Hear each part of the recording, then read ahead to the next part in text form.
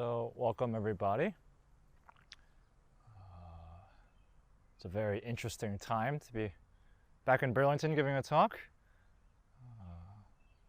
About 3 months ago, I went into a solitary retreat at the Monastic Academy in a little cabin, about 10 by 20 feet, and spent about 10 weeks in solitude and silence. And 3 months ago, there was snow on the ground and it was still snowing. And COVID had just hit the US. Well, technically it had been in the US for a while, but no one knew. And so when I went in, we just had a meeting organizationally talking about how we're going to respond to COVID, and it hadn't quite had the full impact of pandemic yet. And now that I've been out for about 2 weeks, it's very interesting that this is the first time I feel like I've gone in retreat and then come out and things are very different, and people are more curious about how I'm responding to the outside changes rather than asking me what inside changes might have happened for me. So the past 2 weeks, there's COVID still happening.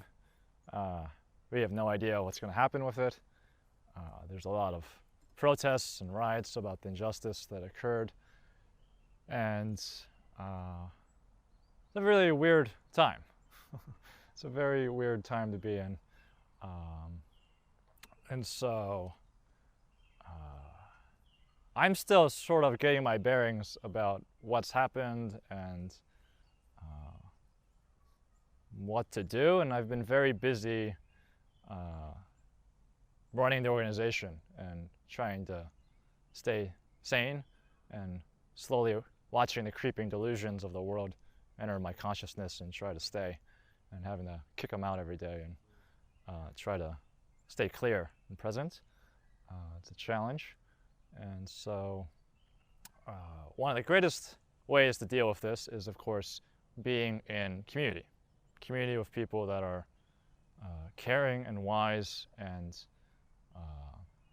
have integrity and care about something beyond their personal preferences, care about something beyond their personal comforts, and are willing to explore these deep delusions, these deep sources of hatred, these deep sources of greed, and support each other in finding a different way. And hopefully we can create a community that can influence other communities to show a different way. And so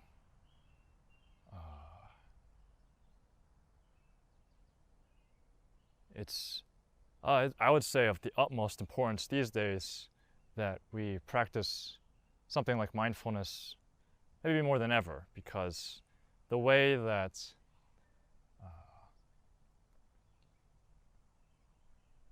the biggest problem on this planet right now are, you could say, the human mind. Is the mind of human beings filled with a lot of delusions, filled with a lot of mistaken beliefs, and lacking the adequate means and methods to address, purify, and find a more healthy, a more sustainable, a more sane way to live. And because of the centuries or millennia of, you could say, human civilization progress, most of us, if not all of us, live embedded in a society that digs itself into our brains and influences and shapes how we perceive our reality, shapes how we act, oftentimes without even knowing it. That we can listen to the news or read the news, and a lot of times we get lost in a panic and a frenzy, and before long we just kind of go insane. And so it was interesting for me, in a very unique perspective, that I could be in a cabin for many weeks and clearly see that I'm insane. Wow, I am really crazy. Even without the news, even without anyone else. I'm in the beautiful Northeast Kingdom of Vermont. Beautiful nature, good food, nice bed, warm heat, and I have no control over my own mind. I have no control over being able to sit still for more than a few minutes following my breath, or focusing on sounds or whatever I was paying attention to, and clearly seeing, wow, there is a lot of delusion in me, and it goes down to like the biological evolutionary level of I only like things that are familiar, that I understand, that are comfortable, and anything that is different or new is not good. Don't like it. Shouldn't feel this. And we see in the world at large that if there's one guiding principle that I would say human beings follow, it's that we like what is familiar, what we understand, what we're comfortable with, what we have a lot of experience with, and what we hate, what we can't stand, what we turn away from is what's unfamiliar. And so it's very strange that I would be in the cabin and sometimes this overwhelming joy or bliss is trying to enter my body, and it feels dangerous, feels bad, feels like this is not okay. Because for me, I'm used to not feeling overwhelming amounts of bliss and joy in my body for absolutely without ingesting drugs or having some sort of ecstatic external experience. And so likewise, when we live in a society, live in a culture, we live in a civilization that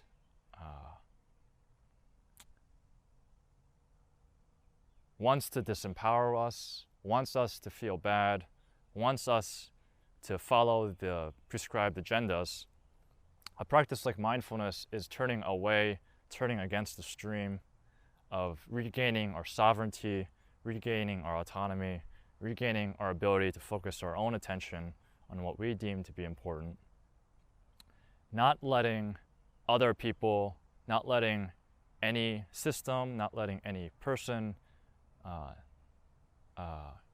enslave us, not letting any belief structure enslave us. The magic of something like meditation or Buddhism is that it's a system that's trying to free us from systems. It's a method that's trying to free us from methods.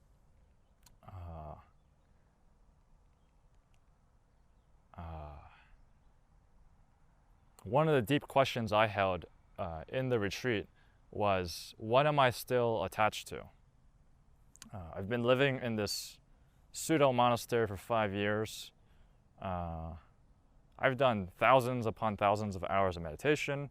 There are definitely more experienced people in the world, but what else do I have to give up? Because I feel like I'm digging at the bottom of the barrel. I still like my body. I don't like feeling pain. Do I have to just feel endless amounts of physical pain or something? Is that why there's those ascetics that wear like really hard clothing and beat their body or something? Well, what else do I have left to give up? And it's interesting because I also read a lot of texts while I was in the cabin, and one of the stories I read was the Buddha is going to town to beg for his meal, and his son, who was also a monk, Rahula, saw him going and ran up next to him to also go begging for food with his dad. And Rahula looked at the Buddha, his dad's body, and thought, wow, my dad, the Buddha, has a great body, has the marks of a great man. And I, his son, will also have a great body, and do have a great body. And the story says that the Buddha immediately looked at Rahula and said, don't think that way. That is a thought of greed. That is a thought of covetousness. I think you got it. And told him, that's an attachment. It's attachment to body, that's attachment to perception of body. And Rahula, being a good monk, went to meditate feeling like he's not worthy to go begging for food with the Buddha, and he needed to work on this attachment. And for me, this really disturbed me that night I was trying to go to sleep, and I thought, I've been struggling with this attachment thing of what else do I have to let go. And in this story, Rahula just had a thought about perceiving, having a good body, a beautiful body, and even that is too much. That's an attachment. And so I really considered, what am I really attached to? Am I willing to really let go of my body? And I went through all the things that I've always been sort of waffling on, easily coming to explanation or justifications of how this is actually okay to hold on to. And I just went through a list of like, would I be willing to change how and what I eat? Would I be willing to change how and what I wear and dress? Would I be willing to change how and how often and what I use for transportation?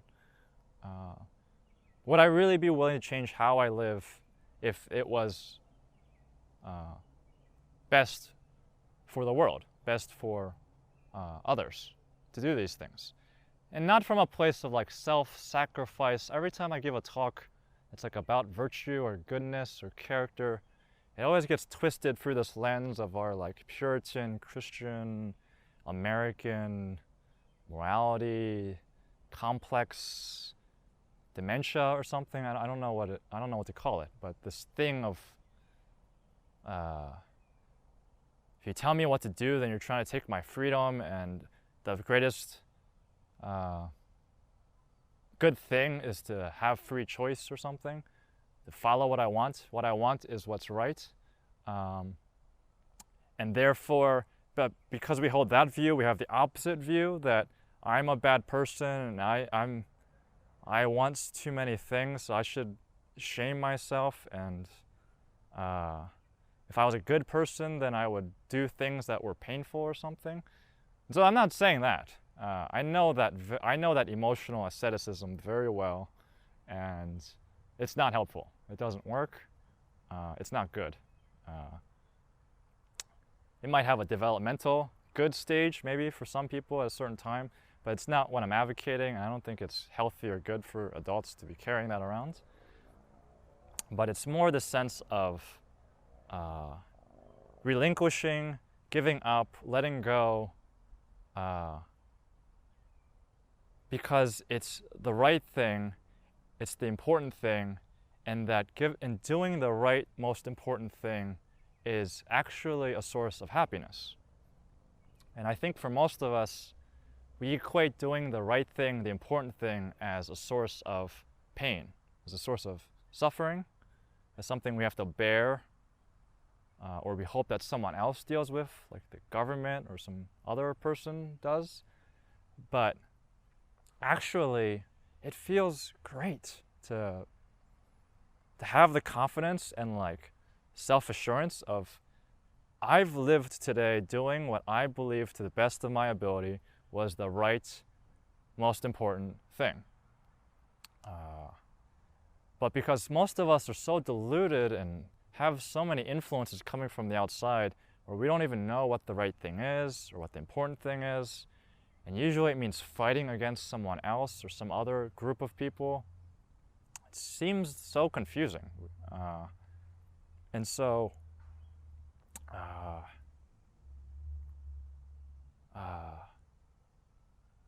for me, it was so precious to not have to be so confused and get to the point where I didn't have to stop doing anything, but I was willing to stop doing anything. Or on the inverse, willing to do anything if it turned out to be the right thing to do.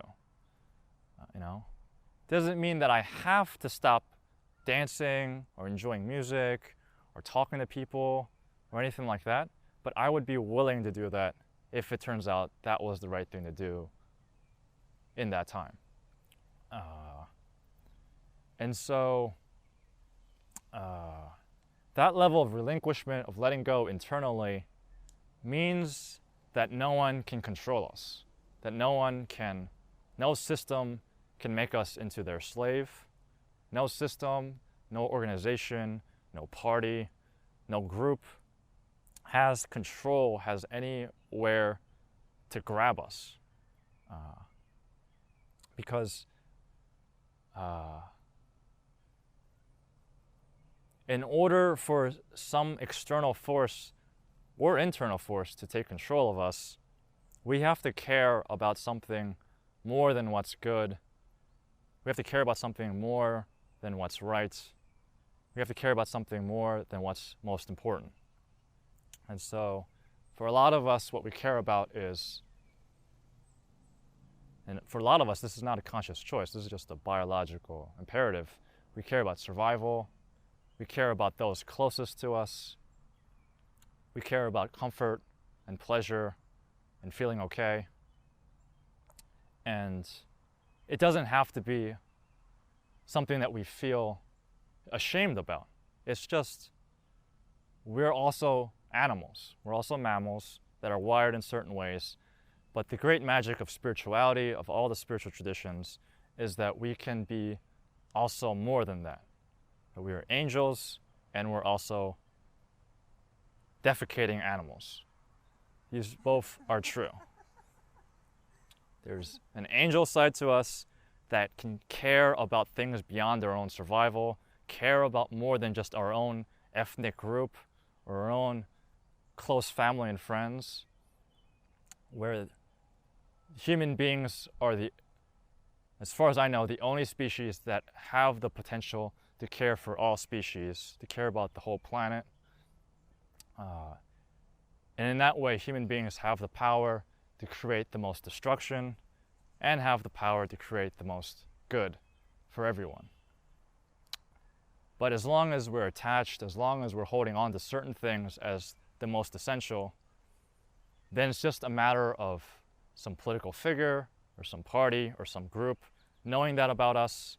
And these days, with the amount of collection of data about each of us on internet companies and everything, more than ever, it's very easy for people to know about us and subtly find ways to manipulate our perception, manipulate the information we receive.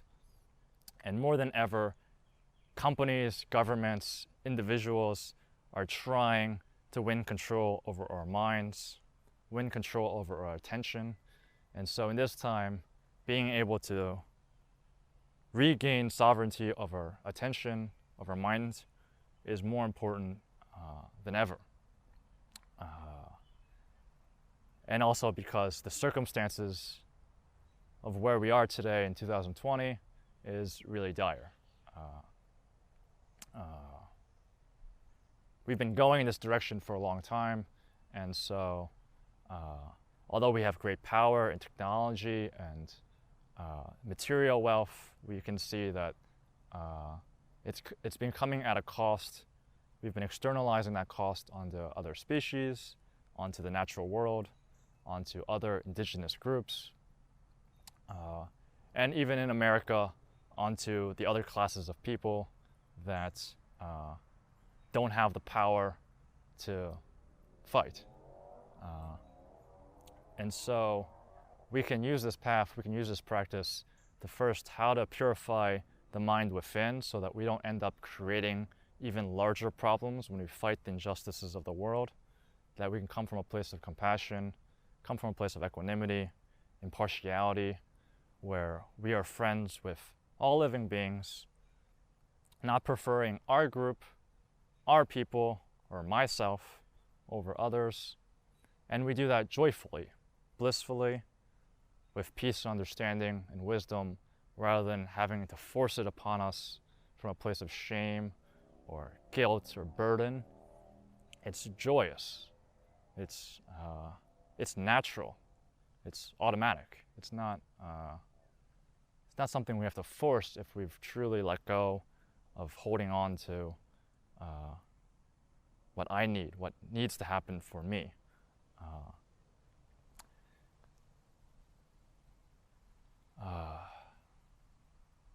You could say when we get to the point where we've spiritually died, and then we can be reborn, and then we're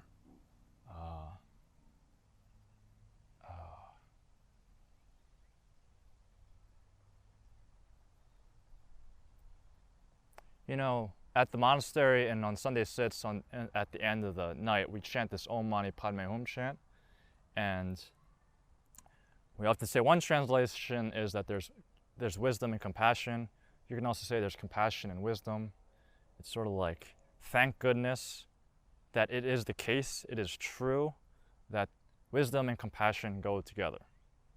That when we let go of everything, when we gain this wisdom,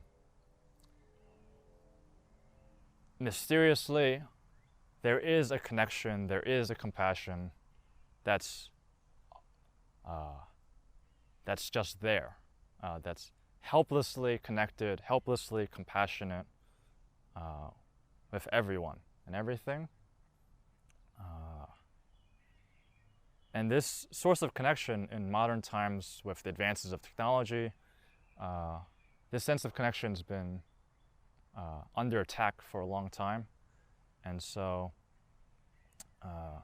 this sense of relinquishment isn't about just becoming a hermit on a mountaintop, alone and away from all the troubles of the world, but in fact, from this deep sense of relinquishment, we find that there is connection already there, that we already are in relationship, and naturally compassion is the response.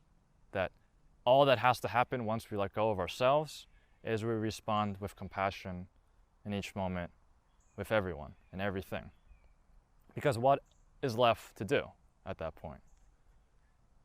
If each of us got a diagnosis saying we're going to die tomorrow, what would we do? Would we work more? Would we try to maximize our financial wealth? Would we keep trying to find ways to maximize my own pleasure and comfort?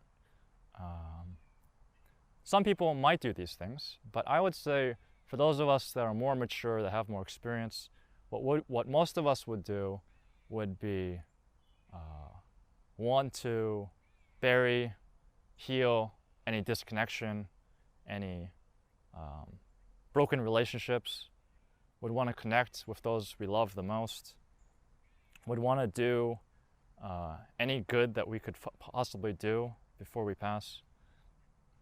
And the truth is, as hopefully COVID is giving us a wake-up call, forcing a sense of relinquishment upon us, that we can either rebel and resist, or we can find ways to adopt and respond, is that we are all going to get sick and we are all going to die. Whether it's tomorrow, or a year from now, or 10 years from now, or 50 years from now, that's going to happen. And for me, that came up very strongly in the retreat, realizing, oh, I'm really going to die.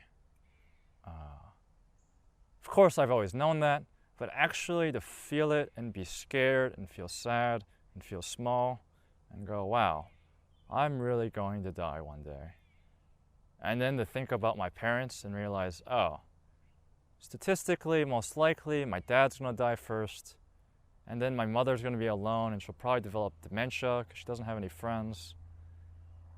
And then what am I going to do? Really face these things that deep down are so obvious and evident. Most of us don't want to feel that inner pain, and so we get lost in news cycles, we get lost in external issues, and we want to fix someone else, somewhere else, in another state, rather than address the problems that we can actually fix right here in ourselves and right around us. We lose connection with our local community, with our local selves. Not to say that we should be like ignorant of the world or anything, we should be informed, but the question is, what mind are we bringing when we're addressing problems? And if it's a mind that's subtly avoiding our own stuff, then most likely when we try to solve an external problem, we're just going to create a larger problem.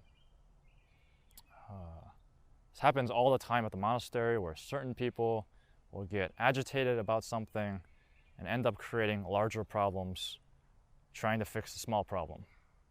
And every time I usually say, this isn't necessarily a bad idea, but where you're coming from kind of scares me right now. And so the sense of deep relinquishment from a place of compassion that leads to a place of compassion that regains our sovereignty, regains our independence, regains our ability to focus, to be present with what we deem to be important, to be good, so that we're not just being driven by the masters of capitalism or greed or hatred or ignorance. This is vital. This has always been vital for human beings since the beginning of time, but it's even vital on a social, cultural, global scale now, as we see that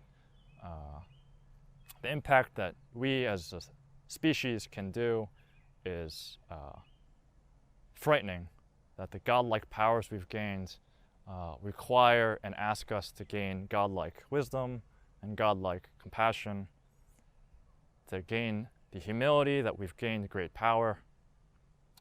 But in the process, we've become arrogant, thinking that we can forego the cost and push it onto others. And so in this time of crisis, in this time of all these pandemics and social unrest and militarized response, it's a great opportunity as well to take inventory and see what is the most important thing, what is the most good thing. The delusion that we could just keep perpetuating the old cycle seems to be dying out. The illusion, even when I was in college 15 years ago, where it seemed like the Great Recession had happened and the big worry was that we were going to lose jobs. And now, talking to college students, the big worry is the world's going to collapse and there's not going to be a habitable planet pretty soon.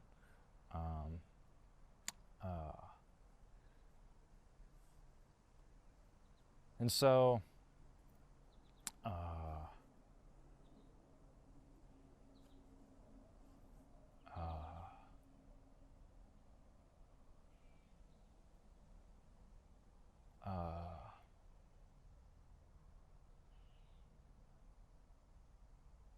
feel like this talk was kind of fiery and like somewhat somber or sad.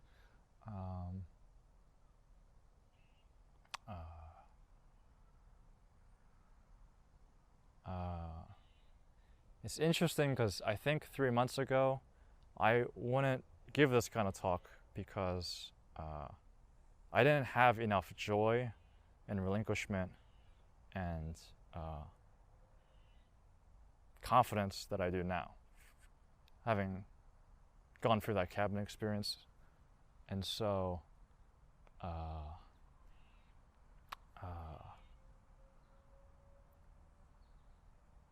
I can tell you that one of the days when I was in the cabin, there's a nice waterfall trail kind of stream behind the cabin. And one day I decided to just hike it up because there's all these nice river stones that are really beautiful and like shades of blue and turquoise that were really interesting to me. So I said, okay, I'm gonna go walk up this stream bed and see where it goes. And I got to the very top of the hill, took a little while, and I saw two bears not too far from me, probably like 20 or 30 yards at most. And I stopped, and part of me was scared, even though I know that the bears in Vermont are very much more scared of humans and don't cause any problems. Part of me was a little scared, and you know, somewhat quickly, but not too quickly that I would look like prey running away or something. I kind of went back to my cabin, and then I realized, oh, there are bears that live in this forest. I've been here for a few years, and I've yet to see a bear. And today I saw a bear, and I realized this is a bear's home. This bear has been here probably longer than I've been here. And I felt, after the initial fear went away, I felt a deep connection to those two bears, and I was like, with the monastic academy, me, as long as I'm here, can be the protector of this land, and now hold these bears as part of the family that have welcomed us onto this land. And it shifted my relationship with that forest. It shifted my perception of that forest, and thereby it's shifting how I'm acting and behaving, how I'm planning what we'll do with that forest. And so I hope each of us can do our practice to get to the point where we can let go enough, where we can have connections with all of nature, so that we can change how we perceive our relationship with the world, and thereby change how we're acting, and thereby change how humanity as a species has been going about things the last few thousand years.